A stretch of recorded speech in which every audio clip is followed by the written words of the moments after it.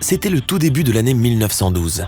Un énorme morceau de glace s'était détaché d'un glacier dans le sud-ouest du Groenland. Cette glace était issue de chutes de neige survenues environ 100 000 ans avant l'événement. À cette époque, les mammouths erraient encore sur la planète. L'iceberg a commencé son voyage. Il était énorme, il faisait plus de 500 mètres de long et pesait environ 75 millions de tonnes. C'était un très paisible morceau de glace. Il voguait à l'écart des navires et des routes de transport les plus fréquentées. Celles-ci n'étaient pas bien nombreuses dans la région, c'est vrai. Et puis, il s'est mis à dériver un peu plus vers le sud. Notre iceberg a eu de la chance. En général, ces gros glaçons fondent bien avant d'atteindre ces latitudes. Sur les 15 à 30 000 icebergs qui dérivent loin des glaciers du Groenland, seulement 1% parviennent jusqu'à l'Atlantique. C'est pourquoi il est si étonnant qu'en avril 1912, notre iceberg voyageur se soit déjà éloigné de plus de 2400 km du cercle arctique. Même après avoir fondu pendant des mois, ce bloc de glace pesait encore un imposant 1,5 million de tonnes. C'est presque 2 fois plus lourd que le pont du Golden Gate. La partie supérieure de l'iceberg dominait la surface de l'océan sur plus de 30 mètres. Et pourtant, si tu l'avais remarqué à proximité de ton paquebot, il t'aurait paru inoffensif. Mais seulement à première vue, car seule une toute petite partie de notre iceberg était visible. Le plus gros d'un iceberg est toujours caché sous la surface. Normalement, seulement 1/10 de sa masse est visible au-dessus de l'eau. Et l'iceberg dont nous parlons ne faisait pas exception. Plusieurs jours avant que notre iceberg n'atteigne l'océan Atlantique, un magnifique navire avait largué les amarres. C'était un bateau à vapeur de luxe qui transportait plus de 3000 passagers et membres d'équipage. À cette époque, c'était le plus grand navire jamais construit. Ce paquebot portait le nom de Titanic. Il était considéré comme insubmersible. Au tout début de son voyage, il faillit entrer en collision avec un autre bateau, le New York. Heureusement, le Titanic ne passa qu'à quelques mètres de lui. Les passagers réunis sur les ponts poussèrent un grand soupir de soulagement. Mais ils ne savaient pas ce qui les attendait dans un avenir proche. Pendant ce temps, l'iceberg s'approchait de la zone que le Titanic allait traverser en chemin vers New York.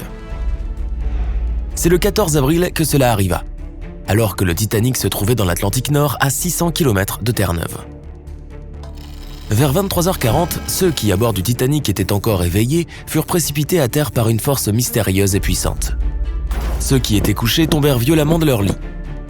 Les passagers et les membres d'équipage criaient, paniqués et désorientés. Quelques minutes avant que le tumulte ne commence, un iceberg était apparu juste devant le bateau. C'était notre voyageur. Comment l'équipage ne l'avait-il pas remarqué plus tôt ?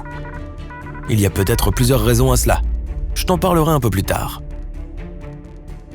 De toute façon, une fois que le paquebot est entré en collision avec l'énorme morceau de glace, il était condamné. Incapable de dévier sa route, le navire vit se rompre au moins 5 de ses compartiments de coque. Ils commencèrent à se remplir d'eau à une vitesse alarmante. Les compartiments du Titanic n'étaient pas couverts dans leur partie supérieure. L'eau s'en déversait et venait remplir tous les compartiments les uns après les autres. L'avant du navire commença à couler et la partie arrière se souleva verticalement dans les airs. Puis, dans un grondement assourdissant, le paquebot se brisa en deux. Le reste appartient à l'histoire. Mais peu de gens savent ce qui est arrivé à l'iceberg après sa collision avec le navire. Cela nous ramène à la question de savoir pourquoi personne n'avait repéré la montagne de glace flottante avant qu'il ne soit trop tard. Suivons les événements de ce jour fatidique. Vers 18h, le capitaine Smith décide finalement de changer la trajectoire du Titanic. Toute la journée, il a reçu des alertes concernant la présence d'icebergs. Le navire commence à se diriger plus au sud, mais sa vitesse reste la même.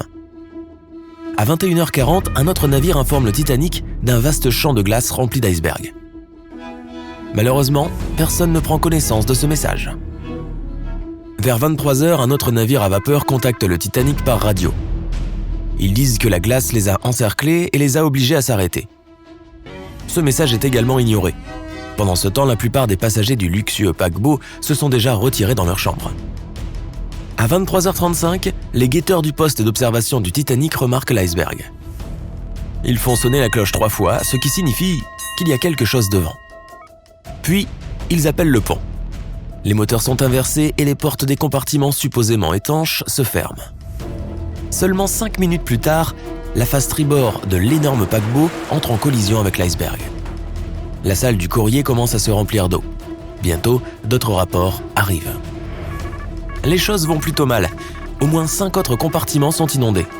Il devient clair que le Titanic ne flottera plus que pendant quelques heures. La nuit est exceptionnellement calme, sans clair de lune, sans vent et sans houle. Et comme aucune vague ne vient se briser contre l'iceberg, il est très difficile de percevoir sa présence. Mais il existe aussi une théorie selon laquelle ce serait un iceberg noir qui a coulé le Titanic. Si tu devais dessiner un iceberg, je parie que tu ferais un énorme morceau de glace blanc recouvert de neige. Mais ceux qui ont visité l'Antarctique savent que les icebergs peuvent avoir de nombreux aspects. Ils peuvent être multicolores, à motifs ou rayés comme des bonbons. Les icebergs peuvent aussi être noirs. Il peut y avoir 2 raisons à la formation d'un iceberg de cette couleur inhabituelle. Premièrement, la glace peut être extrêmement pure, sans aucune bulle d'air ni fissure. Dans ce cas, il n'y a rien pour disperser la lumière. L'iceberg l'absorbera entièrement et apparaîtra noir. La deuxième possibilité est qu'un volcan en éruption recouvre un glacier de cendres volcaniques. Alors la glace qui se détachera de ce glacier sera elle aussi de couleur sombre. Les experts ne savent pas pourquoi l'iceberg du Titanic était si sombre, ni d'ailleurs si c'était vraiment le cas. Mais l'un des guetteurs du poste d'observation a affirmé que la glace était noire. Un autre a dit qu'elle était soit grise foncée.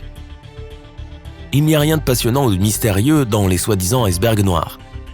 Ce sont des icebergs qui se sont retournés après que leur partie supérieure a fondu et modifié la répartition de leur poids.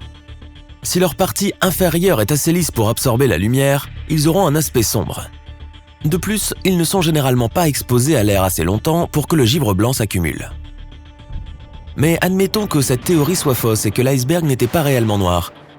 Il demeure que si tu vois les objets, c'est uniquement parce qu'ils reflètent la lumière. Moins il y a de lumière, moins tu as de chances de remarquer quelque chose. La surface de l'océan reflètera toujours la lumière de la Lune et des étoiles.